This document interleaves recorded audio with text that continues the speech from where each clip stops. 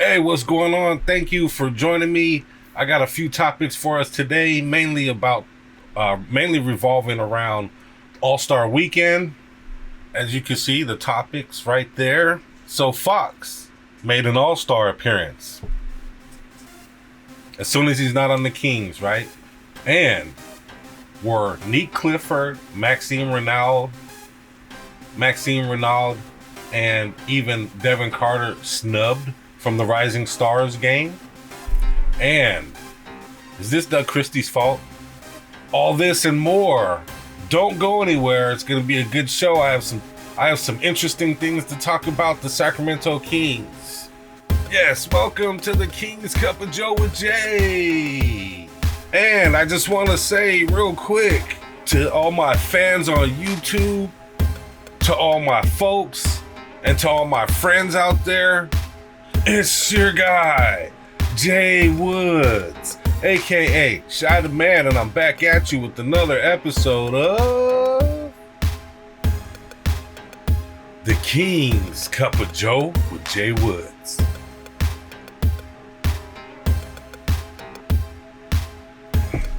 Yes, I'm here with you. Hopefully you're here for the whole video. It's going to be a quick one. I won't keep you too long here. I ask that you please watch the video through its entirety. I have some interesting stuff to talk about. You don't want to miss it. Also, real quick, before I get into the video, can you please click that like button for your boy? We're trying to grow the channel. We're small. We're still growing. We're new. We're trying to get better. But if you're into Kings talk, Kings news, Kings analysis, we're also going to do some documentary stuff and some live watch stuff pretty soon here. I ask that you click that subscribe button. And also make a comment. Comment on the Kings. Comment how the Kings are doing. Comment on anything you want about the Kings. Also, please share this content. If you could share this content on your socials, I'd really appreciate it. And today is February 19th, 2026. We are already into the middle of February in the new year. How's your year going so far? Let me know. Make a comment. And today is Thursday. Back in the days when I was young. Yes, it is Throwback Thursday. I'm not a kid anymore, but some days I sit and wish I was a kid again. What are some of your favorite memories and throwbacks from the Kings? I was just watching a video on Twitter earlier that showed DeMarcus Cousins dunking on everybody. It was good to have an aggressive center back in those days. Feel how you want about DeMarcus Cousins and his attitude and how he was towards the refs or whatever, or maybe even to the press, but on the court he was A1. He was playing for the Kings. He was down to play for the Kings, and he was aggressive and he was strong, and it was good to have a dominant center back in those days. And just watching some of his highlights, I forgot how dominating he was. So my first topic for today is DeAaron Fox made the All-Star game. Right? As soon as he's not on the Kings, he makes All-Star games, I guess. I guess he's being seen now. He was, let me clarify though, he was an alternate. He played because Giannis Antetokounmpo was injured. So they selected DeAaron Fox to take his place. It wasn't like a fan pick or like he made the NBA All-Star voting. He was included by the officials and the heads of, and whoever decides that stuff. Adam Silver? I'm not sure. Are you mad? Were you mad to see DeAaron Fox out there playing an All-Star game for the San Antonio Spurs? He had a lot of good games and a lot of good years for the Kings, where I thought he probably should have made an All-Star game or two. I felt like he got snubbed on a few of those. So to see him make it now, I was a little, I wouldn't say mad, but I was like, oh, okay, he gets the vote now when he's not on the Kings anymore. How interesting, you know. And he had his his DeAaron Fox type game where it just seemed like he didn't really care. He was just out there doing whatever. He did have a game winner though, where he shot the three and won the game, game 2, which was pretty cool to see that. I wasn't mad at him. And that was in game 2. In game 2, he played 4 minutes, had 5 points, 1 assist, 1 steal. And he played for the U.S. Stripes team in their new round robin tournament format that they had. And his standout moment came in the second contest against the U.S. Stars, where he hit a buzzer-beating 3-pointer to secure the 42-40 victory. Game 3, he played 4 minutes but didn't record any stats. Was just out there. And then in the championship game, he played for 6 minutes. Only scored 2 points, had 1 rebound, 2 assists. So he did what he had to do. He did what he wanted to do. The team got beat by the younger team, which I also found pretty interesting as well. So yeah, this says in game 2 of round robin, Fox drilled a step-back 3-pointer at the buzzer after faking out Cade Cunningham, leading the veterans of USA Stripes to a 42-40 win over the young USA Stars. Fox was added to the Allstar roster as an injury replacement for Giannis Antetokounmpo. He played for the US Stripes under his San Antonio Spurs head coach, Mitch Johnson. So Mitch Johnson was that right? He was the Stripes coach. But even though Fox buzzer beater helped the U.S. Stripes reach the final, they were ultimately defeated 47-21 in the championship game by the U.S. Stars, the younger team. Anthony Edwards was named the 2026 All-Star Game MVP. So, hey, I'm not mad. I'm not going to hate on Fox. He did what he could with us, and he made it to an All-Star game. So, there you go. Good job, Fox. And on to my next topic was Ma Reynaud, Nique Clifford, and even Devin Carter. Were they snubbed from the Rising Stars game? There was a little bit of whispers that Ma Reynaud might make it, or that he was close to being on one of the teams, but in the end he wasn't there. There was nobody from the Kings anywhere in the All-Star weekend. So the 2026 NBA Rising Stars rosters featured 4 teams drafted by honorary coaches. So these guys were actually drafted by the coaches, which was Carmelo Anthony, Tracy McGrady, Vince Carter, and Austin Rivers, who he had G League talent. Rather than include some more Rising Stars first-year, second-year players, they decided to add a G League team, which, to be honest, doesn't really make a whole lot of sense to me. Maybe they felt like by the time the talent got through 3 teams worth of first-year, second players, that it'd be G League talent anyway. But I think you could have probably fit one more first-year, second-year team in there. And I'm not sure if this is mixed together, first-year players and second-year players together, or if they had separate teams. Okay, so the 2026 Rising Stars player pool, it was a player pool consisted of 21 NBA players, specifically 10 rookies and 11 sophomores, second-year players, along with 7 G League players. The NBA assistant coaches selected the pool of players and sophomores. So NBA assistant coaches selected the pool to choose from. And it was only 21 guys. And the G League players were chosen by the league office. These 28 players were then split into 4 teams of 7 for the mini tournament. Team Melo, Team Mac, and Vince. Those 3 squads were formed through a draft of the 21 rookies and sophomores. So it was a mix. It was a mix of guys. The rookies were Cooper Flagg, who was injured, Con Nupel, VJ Edgecombe, Dylan Harper, Jeremiah Fears, Trey Johnson, Colin Murray Boyles, Igor Demon, Derek Queen, and Cedric Coward. And then the second-year players were Stephen Castle, Reed Shepard, Mattis Buzelis, Donovan Klingon, Keyshawn George, Alex Sarr, who was injured, Khalil Ware, Jason Tyson, Cam Johnson, Jalen Wells, and AJ Mitchell. So some good second-year players in there. So our guys, well, that would have been a Devin Carter. You know, Devin Carter's in his second year, so he would have had to have been picked up or he would have had to been with that list of guys, which is actually a pretty good list of second-year players now that I'm kind of looking at that list. And then the rookies, the rookies were decent as well. I feel like Ma Reynaud and Nique Clifford were on about the same level as some of those rookies named. And maybe they should have had maybe one more team. And if they had one more team, those guys would have definitely made it.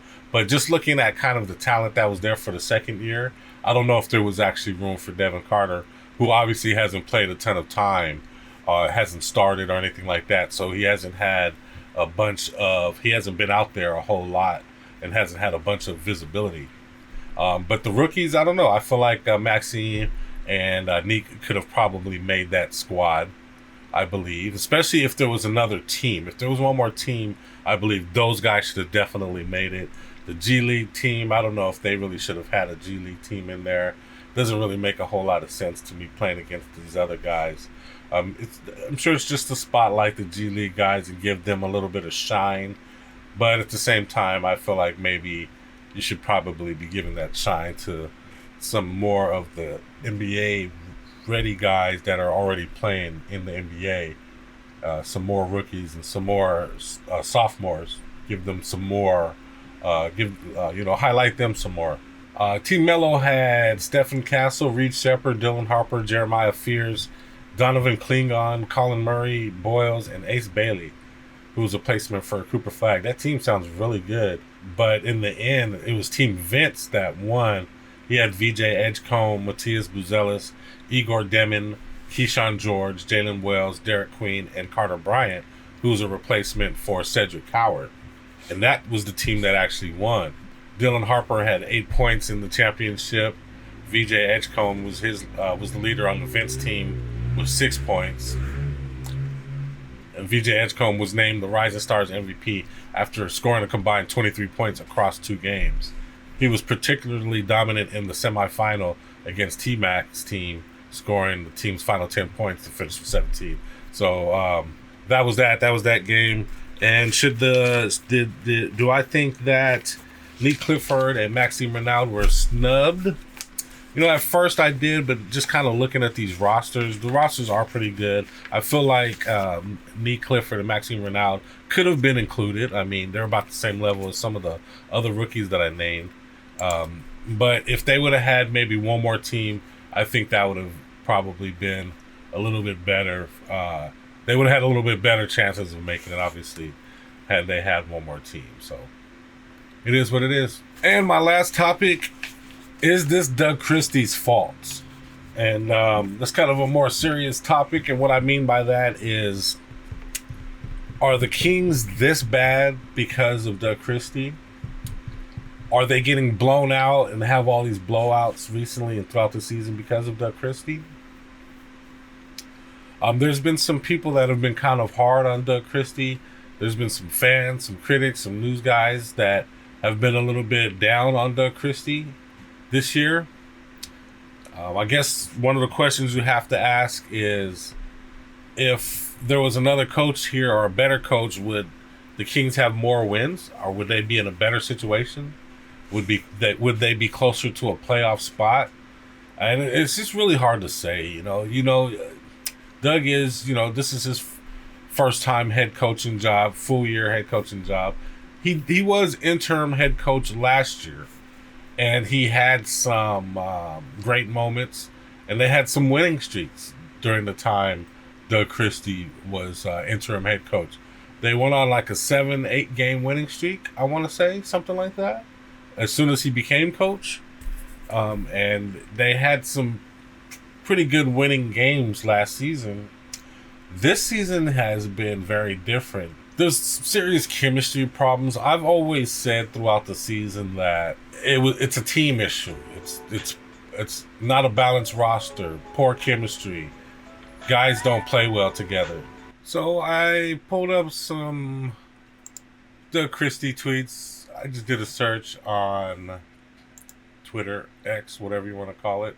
And let's go over some of the things people have to say about Doug Christie. Doug Christie is there for the team to tank. They know that they won't be going forward with him next season.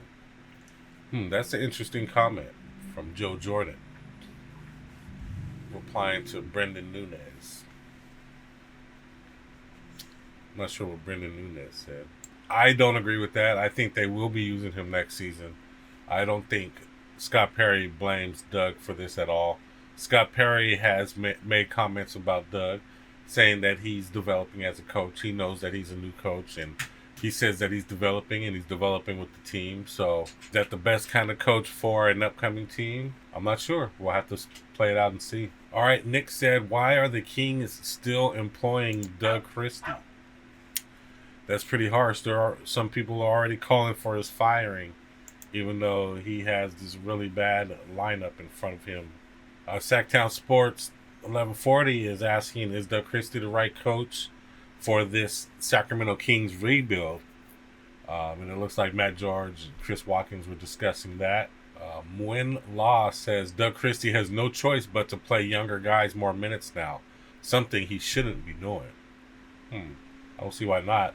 They're tanking and there's no way to get to the playoffs at this point. Why not play the young guys and develop them? And plus, a lot of the starters are injured right now. Sabonis has been shut down for the season, and I want to say Levine as well. They're both getting surgery, and they're not going to be playing, so might as well. I mean, who else do you have to play besides the younger guys? Matt George was talking, is Doug Christie the right coach for the rebuild? Aluwalia said Doug Christie is about to get fired. He said that almost a day ago.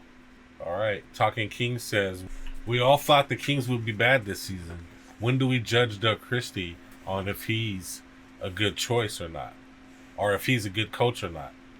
Brandon Nunez said, the Sabonis news broke as we were talking to Doug Christie.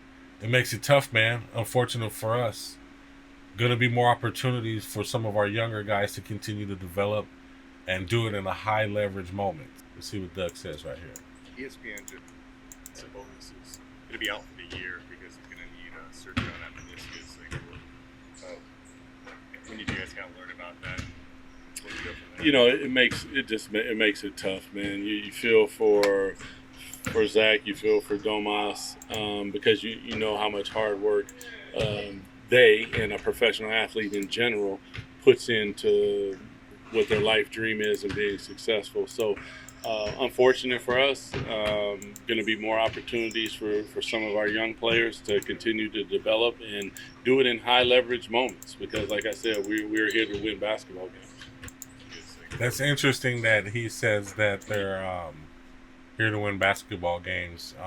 I mean, I know that's what you're supposed to do in sports and competitive sports, but this team is not trying to win games anymore at this point.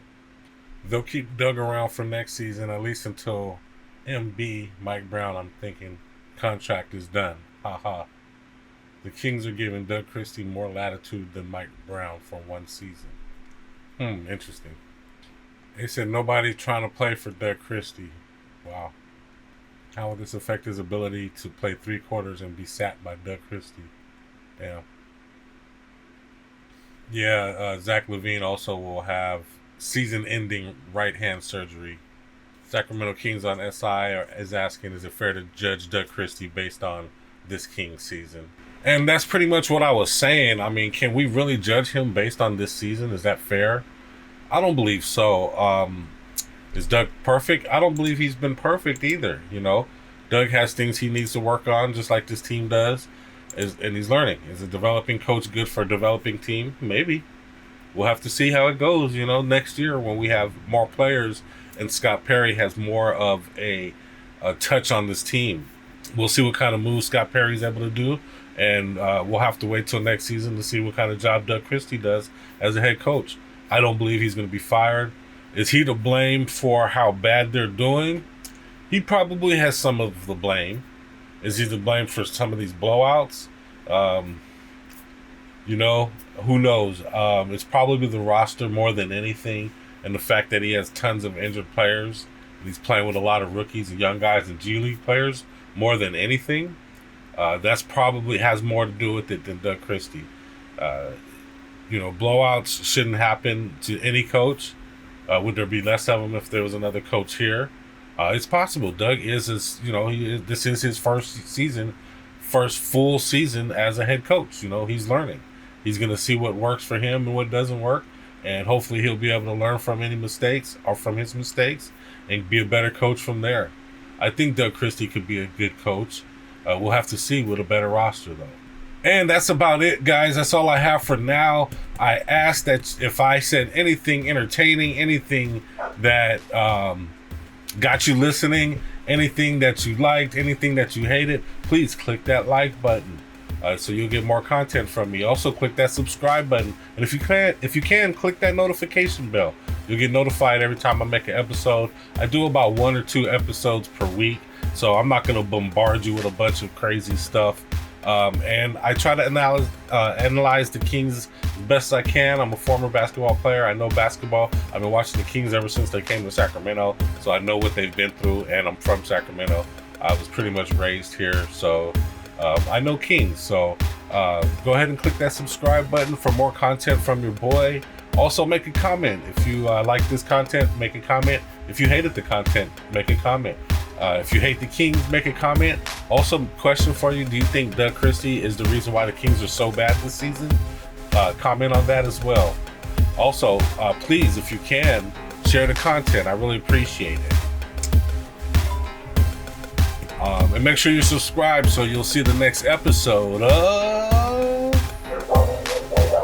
the Sacramento Kings Cup of Joe with Jay Woods. And with that, I'm out.